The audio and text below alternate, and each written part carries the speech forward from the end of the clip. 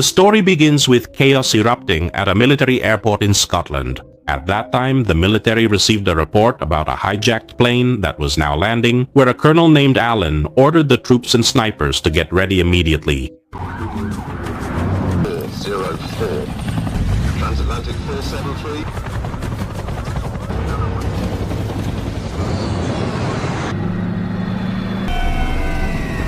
After landing, Colonel Allen tried to communicate with the hijackers inside the plane.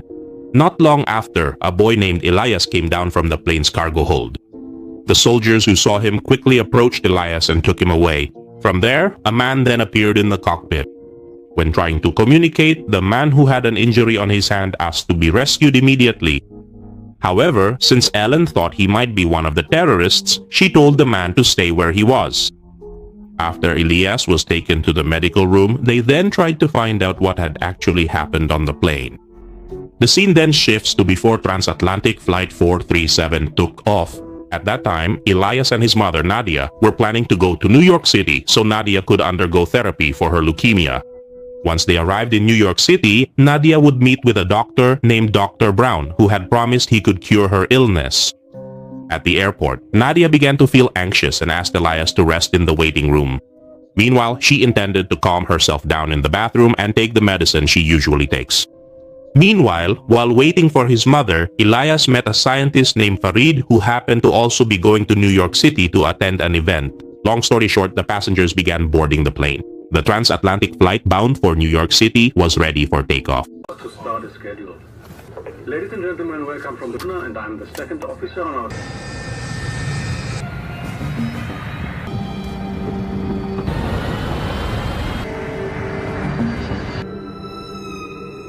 During the journey, the atmosphere on the plane initially seemed calm and comfortable. However, not long after, the mood changed when one of the passengers got into an argument with a flight attendant.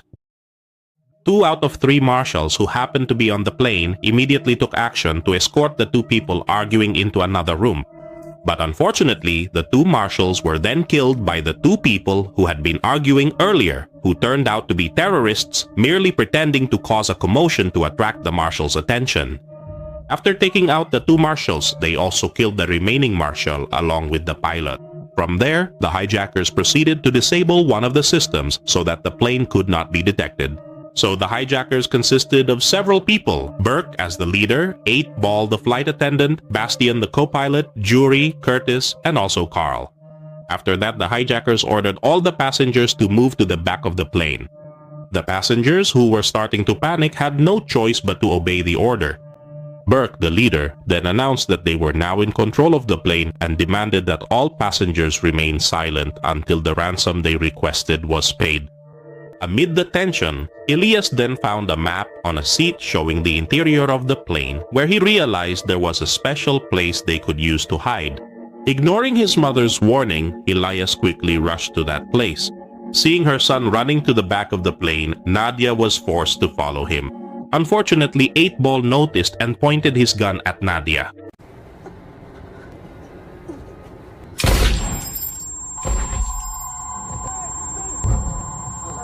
Little psycho!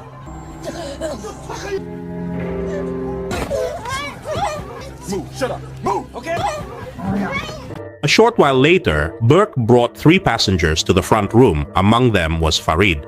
There, Burke then forced the 3 of them to read a letter written in Arabic while recording it, with the intention of making it seem as if this terrorist attack was carried out by Arabs.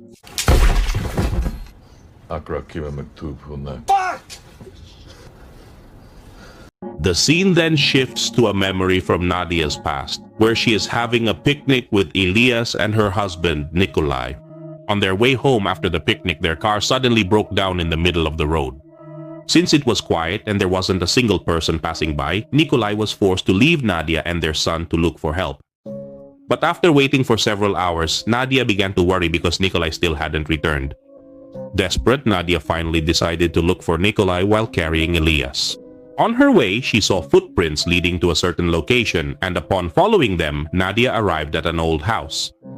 When she entered the house, she saw bloodstains leading to a room. She followed the bloodstains to make sure whether it was her husband's blood. But just as she entered the house,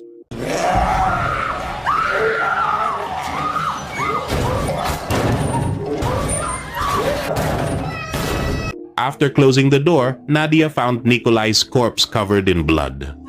The situation became tense when the strange man reappeared and tried to break in through the window. Nadia hit the man with a plank, but unfortunately, at that moment her hand was suddenly bitten while the strange man died after being exposed to sunlight. It was then revealed that the man was actually a vampire. So since the man managed to bite Nadia's hand, Nadia automatically turned into a vampire as well. After Nikolai's death, Nadia took care of Ilyas alone, drinking blood from animal meat and surviving by avoiding sunlight. One day, Nadia returned to the old house to look for a way to stop her transformation.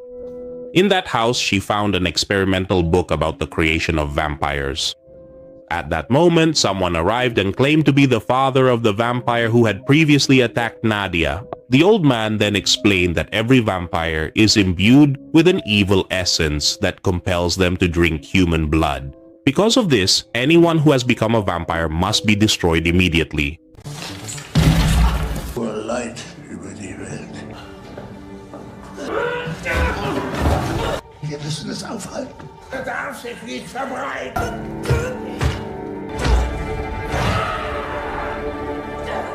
After that, Nadia found and took a medicinal potion from the storage cabinet, which was the same medicine she had always used to reduce the effects of her transformation.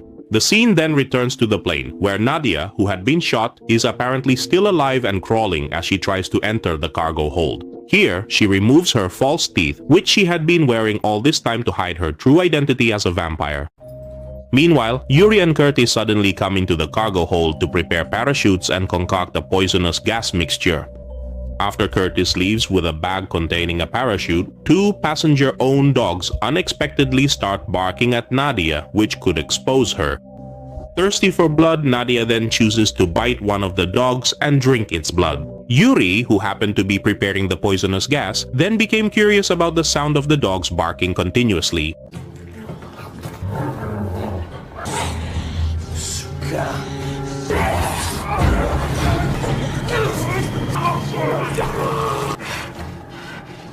Nadia, who doesn't want to become a full vampire, injects herself with a drug to slow down her transformation so that she can prevent herself from killing anyone. On the other hand, 8-Ball starts warning the passengers to stay in their seats, threatening to release poisonous gas if they do not comply. Next, the hijackers return to the cargo hold to prepare themselves to jump from the plane.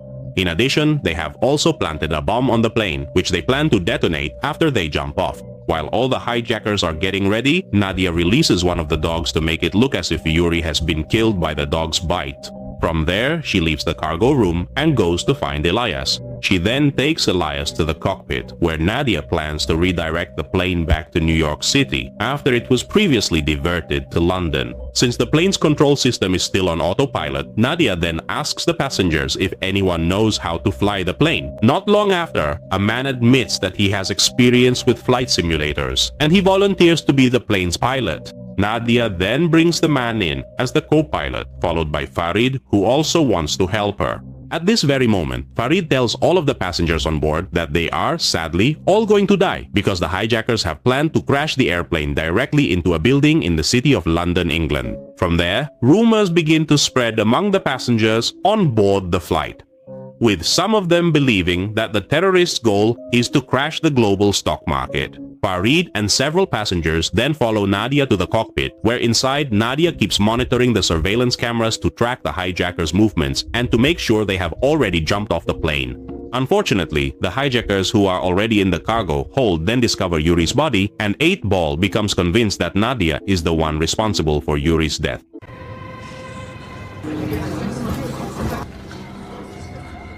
Where is she? They're in the cockpit.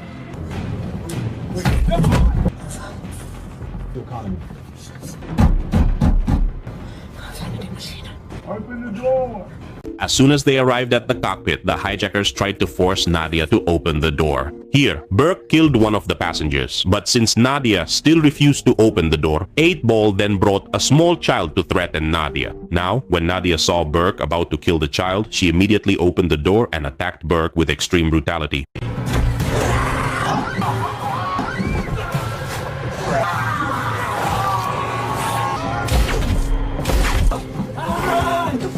you. After the hijackers ran away upon seeing the terrifying figure, Nadia then finished off Burke so that he wouldn't turn into a vampire.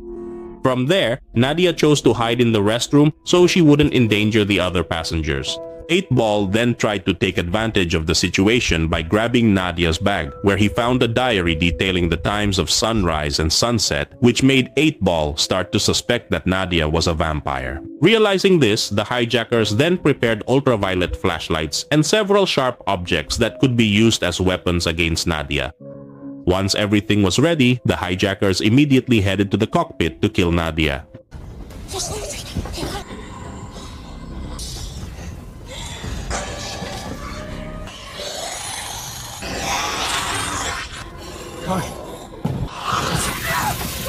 Move, Carl! Go! Go!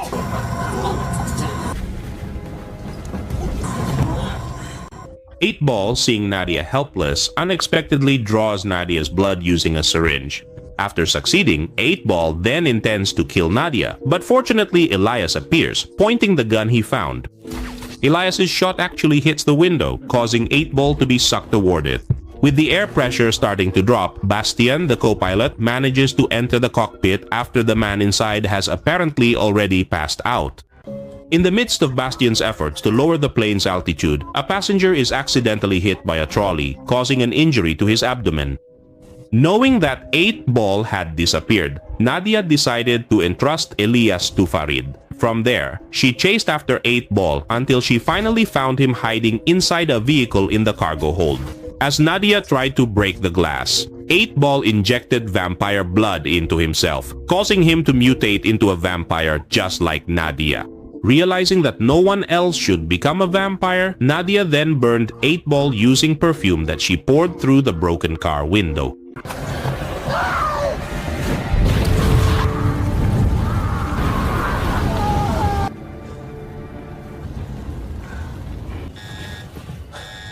Because there was a warning signal in the cockpit, the hijackers forgot to go to the cargo hold to check it. Fortunately, Nadia was still able to escape and close the cargo door. The hijackers then found 8-Ball, who was inside the car. Realizing this, Curtis then tried to help him. But as Curtis approached, suddenly 8-Ball bit him to death and attacked his friends as well. In the cabin, the passengers who saw Nadia then started blaming her and tried to kill her. But fortunately, Elias and Farid quickly arrived and stopped the passengers, so now they could all join forces with Nadia. Realizing that 8-Ball had become a vampire, Nadia then asked the passengers to help her close all the cargo doors so they couldn't get into the plane's cabin. At that moment, 8-Ball tried to get into the cabin. Nadia quickly held the door shut. But unfortunately, Farid, who tried to help Nadia, ended up getting beaten on the hand. After successfully sealing the door, Nadia was forced to take Farid's hand and cut it off to prevent the infection from spreading throughout his body. Once it was done, Nadia, Farid, and Elias then took the only hijacker left in the cabin, Bastian, to the cockpit, where he was asked to take control of the plane. Bastian, who was helpless, agreed to the request. But here, Bastian said that they actually couldn't make it to New York City because the plane was almost out of fuel, so it would be better for them to land at the nearest airport. A short while later, Bastian received a signal from the control tower at a military airport in Scotland. Bastian then explained that the plane he was flying had been hijacked and that the hijackers had already been locked up in the cargo hold. Meanwhile, one of the passengers who had previously been injured after being hit by a trolley was now being treated by a doctor. The doctor said that, unfortunately, this man's life could not be saved. Hearing this, the man began to panic and started thinking about doing something. While the doctor was busy, he slowly made his way toward the cargo hold. It turned out that this man, afraid of dying, wanted his body to be bitten by a vampire so he could stay alive. But when he opened the cargo door and came face to face with 8-Ball, Bait me.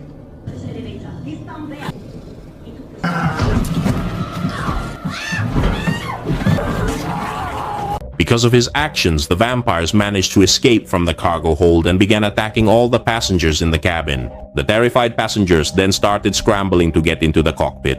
But since it couldn't be opened, all the passengers were eventually devoured and began turning into vampires.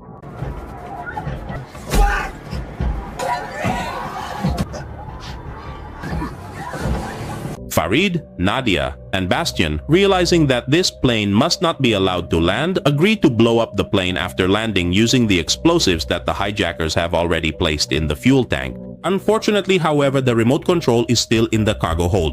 Now, the only safe and reliable way to reach the cargo hold is through a narrow air vent, and without any hesitation, Elias immediately enters the vent, carefully bringing along a UV flashlight to use as a weapon. When he arrives in the cargo hold, he manages to get the remote, but the situation becomes tense as several other vampires begin to appear and try to attack Elias.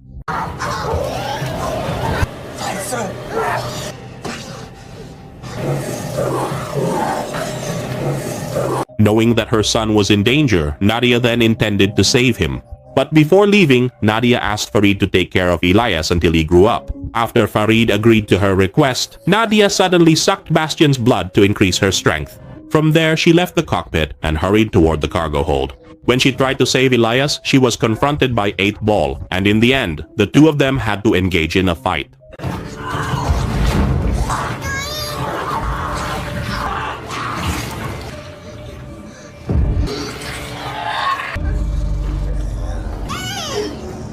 Seeing his mother in a critical condition, Elias quickly tried to lure 8 Ball closer to the door. When 8 Ball was standing next to the door, Elias detonated one of the explosives planted there. The explosion sucked 8 Ball out, but not long after, 8 Ball, who had actually gotten caught in the net, came back and tried to attack Elias. Farid, who was still in the cockpit, then saw the situation through the surveillance camera. So, in order to save Elias, he decided to turn the plane so that its side would face the direction of the newly risen sun.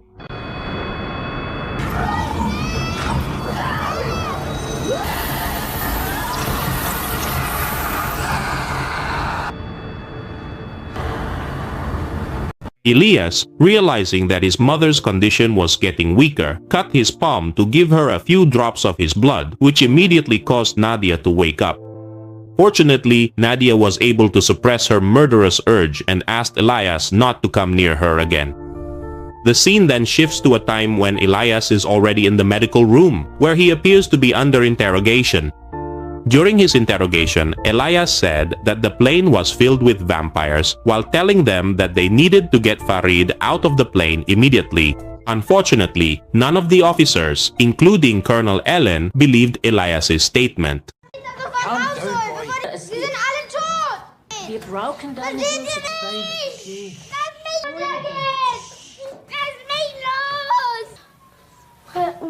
When night fell, Colonel Allen ordered his soldiers to capture Farid, while others were instructed to break down the cabin door to rescue the passengers. However, as soon as they entered the plane, the troops were attacked by the vampires. Don't move! Don't fucking move! Please!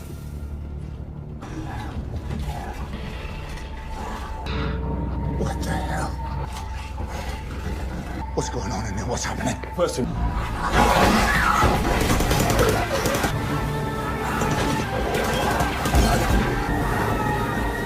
Jesus Christ, what was that?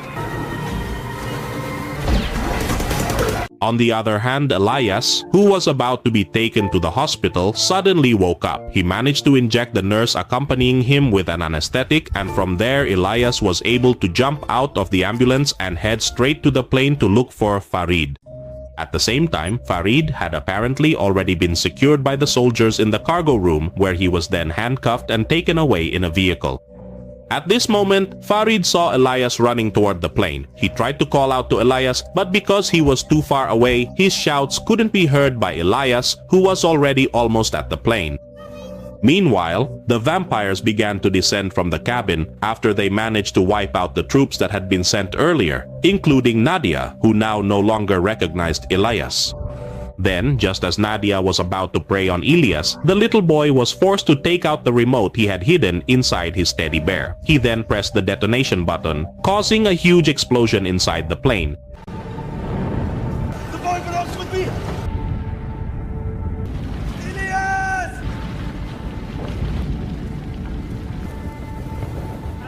Elias! After the explosion occurred, Colonel Allen realized that the information about vampires attacking the plane was actually true. From there, he then released Farid, allowing Farid to search for and find Elias, who turned out to still be alive and lying among the plane wreckage. That was the storyline of the film Blood Red Sky. Thank you to everyone who watched, and see you again next time. You all are awesome. Ciao.